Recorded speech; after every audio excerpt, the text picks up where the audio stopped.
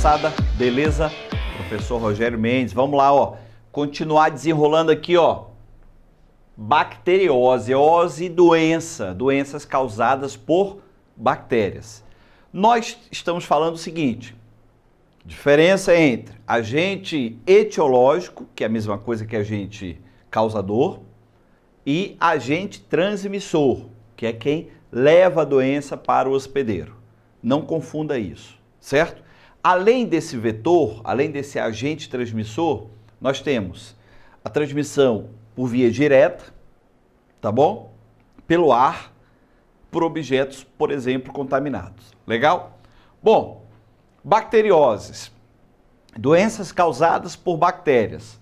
Volto a falar, você não é ainda o especialista em doenças respiratórias. Se você for lá para a medicina, obviamente você vai fazer lá o estudo nisso. Então, o que eu preciso saber? Vamos lá. Quem causa a doença? Ah, é uma bactéria, é um vírus, é um protozoário, é um fungo, é um verme, certo? A via de contaminação, acabei de falar, pode ser um vetor, direto, e, obviamente, a forma de prevenção.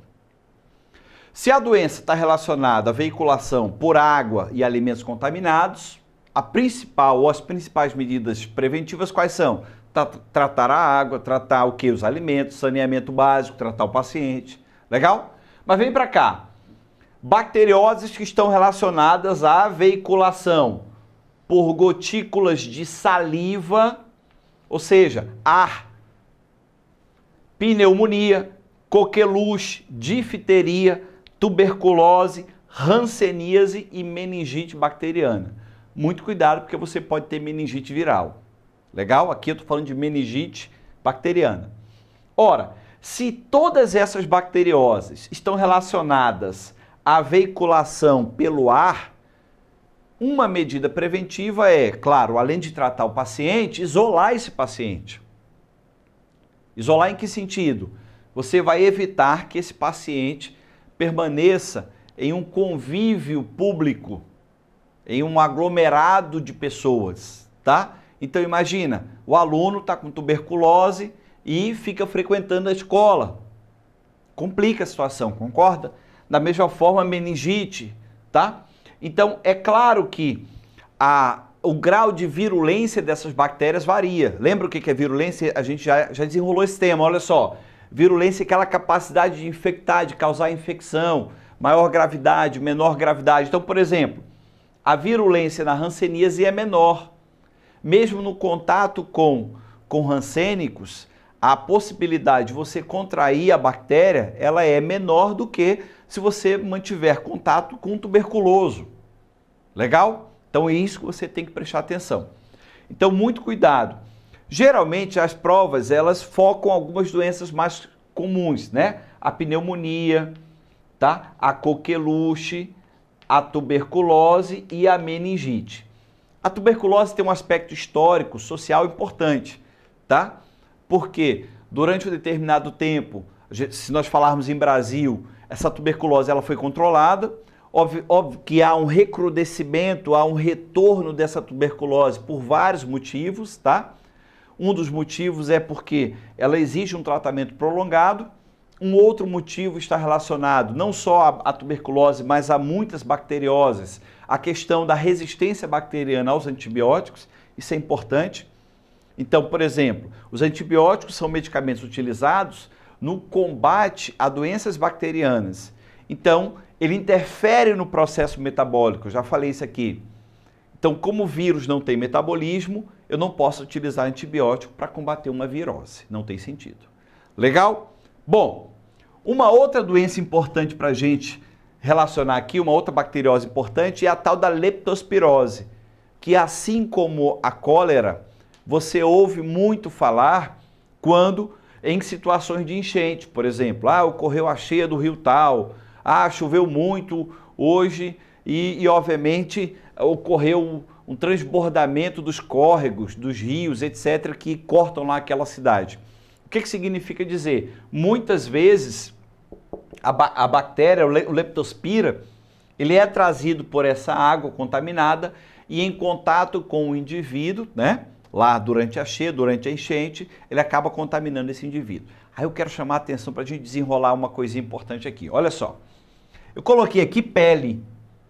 Ah, mas a minha pele está intacta, Rogério. Eu estou só ali na enchente brincando, né? Chamo meus amiguinhos e vou lá brincar na enchente, né? Mergulhar, tal, beleza. Cuidado, mesmo com a pele intacta, é possível que o leptospira penetre e cause infecção. Isso vai depender de quê? Do tempo de exposição àquela água contaminada. Então você imagina aquela cena, né? Ocorreu a cheia, as crianças ficam felizes, começam a brincar, a mergulhar ali na área em que ocorreu a enchente, tá? Cuidado! Mesmo numa pele intacta é possível que haja contaminação.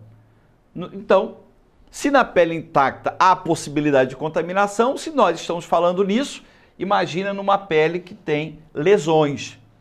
Então, ferimentos, cortes, em contato com essa água contaminada, há possibilidade da infecção. Legal? Show de bola. Desenrola aqui, ó, mucosas. Rogério, o que é uma mucosa? Atenção, sementinha, olha só. Mucosa é o tecido de revestimento das áreas corporais que mantém contato com o meio externo. Simplificadamente falando, é isso. Então, por exemplo, eu tenho mucosa bucal, mucosa nasal, certo? Então, peraí, o cara está em contato com uma água contaminada, certo? E é óbvio que essa mucosa ela pode ser uma barreira que não impeça a contaminação, tá? Então, é possível que haja contaminação via mucosa. E outra questão também interessante, geralmente o aluno não se liga nisso, os olhos, tá? Ocorreu o contato do indivíduo com uma fonte contaminada, né? Água contaminada, e os olhos podem ser vias de entrada dessa leptospira no organismo, no corpo lá do indivíduo. Legal? Show de bola. Bom, então, se eu estou fazendo referência à leptospirose, estou associando-a à água contaminada, né? O que você tem que ter na cabeça para desenrolar isso aí?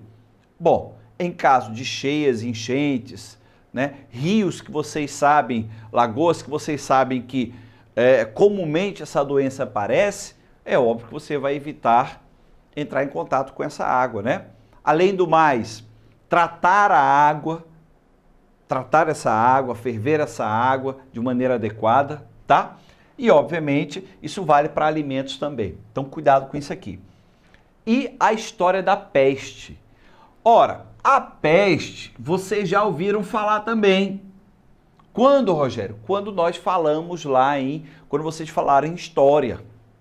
Então, a peste que dizimou grande parte da população europeia séculos atrás. O que essa peste tem de importante aqui? Ela está geralmente relacionada à picada de pulgas infectadas. E, obviamente, essas pulgas geralmente estão relacionadas ao quê? A ratos. Então, o que significa dizer? Que uma medida preventiva importante aqui para se evitar é a história do saneamento básico. Ora, se nós falarmos na Europa de séculos atrás, obviamente que não era um primor em saneamento básico. Então, o que acontecia? Né? Você não tinha sistemas de escoamento de dejetos humanos, e né, o lixo se acumulava e etc. Então, obviamente que isso era um local propício, uma maneira propícia para que os ratos aparecessem. Se os ratos aparecem, as pulgas são trazidas por eles, porque são parasitas, né? E, obviamente, você acaba aumentando a possibilidade de contaminação daquela população, especialmente naquela área, legal? Então, cuidado com isso. Então, uma das medidas preventivas, eliminar os focos, onde você deve encontrar, então, a pulga, o rato, etc. Saneamento, acabei de falar, o saneamento importante, e, obviamente, eliminar esses hospedeiros dessas bactérias. Então, muito cuidado com isso. O que você tem que saber? Quem é o agente causador? É um vírus, é uma bactéria, é um protozoário, é um verme, é um fungo? Legal. A via de contaminação direta, tem vetor, água e alimentos contaminados, contato direto, ar, né? E, obviamente, a forma de prevenção. Então, a dica é aqui do tio Rogério, ó, se você sabe como se veicula a doença, por tabela você sabe como prevenir. Legal? Então, muito cuidado com isso. Grande abraço, até a próxima.